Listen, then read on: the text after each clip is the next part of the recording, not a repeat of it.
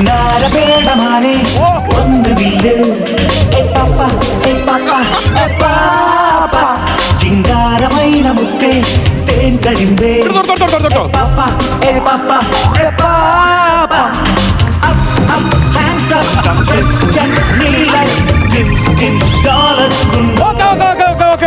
Super super amazing super. ഇതുപോലത്തെ ഒരു step ഈ ഷൂട്ടിംഗ് നടന്നതിന് ശേഷം ഞാൻ കണ്ടിട്ടില്ല. സൂപ്പർ സാറേ സൂപ്പർ. പ്രഭുദേവ, നാഗാർജുന, ചിരഞ്ജീവി ഇവരെല്ലാരും മാർദിക്കും. അത്രയ്ക്ക് നല്ല സ്റ്റെപ്പാ ആയതുകൊണ്ടല്ല, അവര് പഠിച്ചുകൊണ്ട സ്റ്റെപ്പ് ഇത് കണ്ടാൽ മറന്നുപോകും. അതുകൊണ്ട് പറഞ്ഞതാ. ഇങ്ങനെയൊന്നും കളിച്ച് കാണിക്കല്ലേ സാറേ. ഒരുമാതിരി ഡാൻസ് മാറ്റേ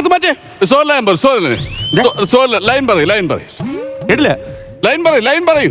18-ാമത്തെ വയസ്സിലായിരുന്നു ഞങ്ങളുടെ വീടിന്റെ അടുത്തൊരു മൂക്കുത്തിയിട്ട് മുത്തുമണി എന്നൊരു പെണ്ണ് പാലുമായി ഇങ്ങനെ ഞങ്ങളുടെ വീടിന്റെ അതിലേക്ക് പോകും. പിന്നെ അണ്ടി ഓഫീസിലും പോകുമായിരുന്നു. സ്റ്റോറി ലൈൻ പറയാൻ പറഞ്ഞപ്പോ കണ്ടിക്കണ്ട പ്രണയം പറയുന്നു. സ്റ്റോറി ലൈൻ പറയും, കഥാസാരം പറയും. നല്ല ഫീൽ. വിട്ടുപോയി സാറേ. സാറിന്റെ കഥാപാത്രം എന്ന് പറഞ്ഞു കഴിഞ്ഞാൽ ഒരു കോടീശ്വരനാണ്.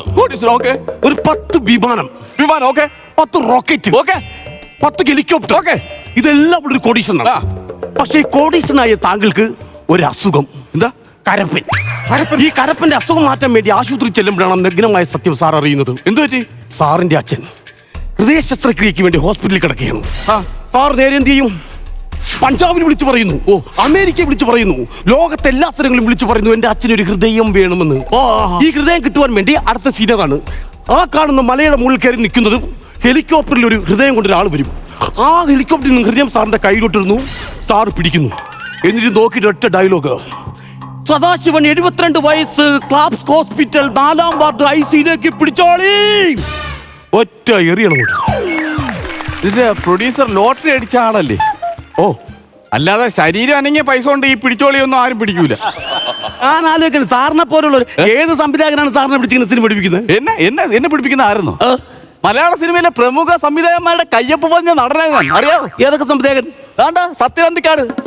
ഡയലോഗ് തിരിച്ചതിന് കീച്ച പാട ഇപ്പോഴും കിടപ്പുണ്ട് ഇവിടെ തൊടയില്. അറിയാമോ? പ്രിയദർശൻ സാറ് ക്ലാബ് ബോർഡിന് അടിച്ച പാട് ഇവിടെ കിടപ്പുണ്ട്. കയ്യപ്പ് പറഞ്ഞ ആളാ ഞാൻ. അയ്യേ, അല്ല, ഞാൻ ആലോചിക്കുന്നിരിക്കും ആരെങ്കിലൊക്കെ സിനിമയിലേക്ക് വരണമെങ്കിൽ ആരെങ്കിലൊക്കെ കാരണക്കാരാവണം. പക്ഷെ സാറിനെ പോലെ കൊണ്ടുവന്നത് ആരെന്ന് പറഞ്ഞാൽ എന്റെ പൊന്നമ്മച്ചേ, എന്നെ കൊണ്ടുവന്ന ആളെ എനിക്ക് ഒരാളോടെ കടപ്പാടുള്ളൂ. എന്റെ ബാലൻ. പഠിക്കുന്ന സ്കൂൾ തലത്തിൽ തൊട്ടാണ് അവൻ എന്നെ സപ്പോർട്ട് ചെയ്തിട്ടുള്ളത്. എന്റെ ബാലൻ. ബാലനെ അറിയാവോ? ഇല്ല. ഞാൻ ഉച്ചക്കഞ്ഞിരാളായിരുന്നു. ആ ബാലൻ കാരണം ആ ഉച്ചക്കുഞ്ഞ് ഞാൻ നിർത്തി. അവൻ ചോറ് കൊണ്ട് എനിക്ക് തരുമായിരുന്നു. അവൻ വീട്ടിൽ നിന്ന് കൊണ്ടുവന്ന പൊരിച്ച മീൻ ഉൾപ്പെടെയുള്ള ചോറ് എനിക്ക് കൊണ്ട് തരുമായിരുന്നു എന്റെ ബാലൻ.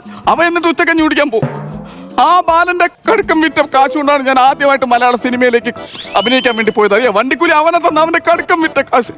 ഏത് ലൊക്കേഷനിൽ ചെന്നാലും ഞാൻ ബാല എവിടെ ഉണ്ടാവുന്ന ഞാൻ നോക്കും. സാറേ, ഈ ബാലൻ എന്ന് പറഞ്ഞാൽ എവിടെയാ താമസിക്കുന്നത്? കുഴിത്തറ ബാലൻ. കാതിൽ കടക്കേട്ടാളല്ലേ? സാർ കറക്റ്റ് സ്ഥലത്താ ഉദ്ദേശിക്കുന്നത്. പുള്ളി ഇവിടെ തൊട്ടപ്പുറത്താ കടയിട്ടേക്കുന്നത്. ഞാൻ പോയി വിളിച്ചോട്ടെ. സാർ എത്രയും വർഷങ്ങളായിട്ട് കാത്തിക്കുന്ന ഒരാളല്ലേ ഇവിടെ? വിളിക്കണ്ട. ആഹാരം തന്ന ആളല്ലേ സാറേ? വിളിക്കണ്ട, ചുമ്മാ. ഒരു നേരത്തെ ഭക്ഷണം തന്ന ഒരാളല്ലേ സാറേ? വിളിക്കണ്ട. പുള്ളിയുടെ കടുക്കം തന്ന ആളല്ലേ സാറേ? വിളിക്കണ്ടെന്ന്. അതെന്താ വിളിക്കണ്ടെന്ന് പറഞ്ഞ? അന്നൊക്കെ കടുക്കന് 15 രൂപയുള്ളു. ഇന്ന് ഒരു പവന് എത്ര രൂപയെന്ന് അറിയാം? 1 ലക്ഷം രൂപയാണ്.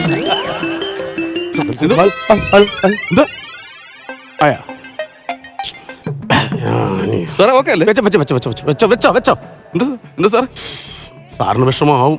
എന്ത് പറ്റി? ഞാൻ പ്രൊഡ്യൂസർ, ഞാൻ കൊള്ളത്തില്ലെന്നെല്ലാം പറഞ്ഞ? അതല്ല സാറേ. പിന്നെ എന്റെ അഭിനയം കൊള്ളത്തില്ലെന്ന് ആരെങ്കിലും വിളിച്ച് പറഞ്ഞ? അതുമല്ല. പിന്നെ നമ്മൾ അഭിനയിക്കാൻ വന്ന് ഷൂട്ട് നടക്കുന്ന സ്ഥലങ്ങളിലെ എപ്പോഴും വന്ന് സാറിന്റെ മകനാണെന്ന് പറഞ്ഞ് പരാതി പറയുന്ന ഒരു പയ്യനില്ലേ? അച്ഛനാവണമെന്നും പറഞ്ഞ ഒരാൾ വരുന്നില്ലേ? തേമ്പാമോട് ബാബു. ഇവിടെ വന്നു. ഇവനെ കാരണമാണ് ഈ കാട്ടിൽ ഷൂട്ട് വെച്ച. ഇവിടെ വന്നു കഴിഞ്ഞാൽ ഞാൻ അവനെ ഷൂട്ട് ചെയ്യും. പുള്ളിക്ക് വേഷമില്ലല്ലോ, പിന്നെ പുള്ളി വെച്ചങ്ങനെ ഷൂട്ട് ചെയ്യുന്നത്? അയ്യോ, അതല്ല, ഞാൻ അവനെ വെടിവെക്കുമെന്ന് പറഞ്ഞു. സാറേ വരുന്നുണ്ട് സാറേ, പുള്ളി ചെയ്യും. ഞാൻ സംസാരിക്കാം.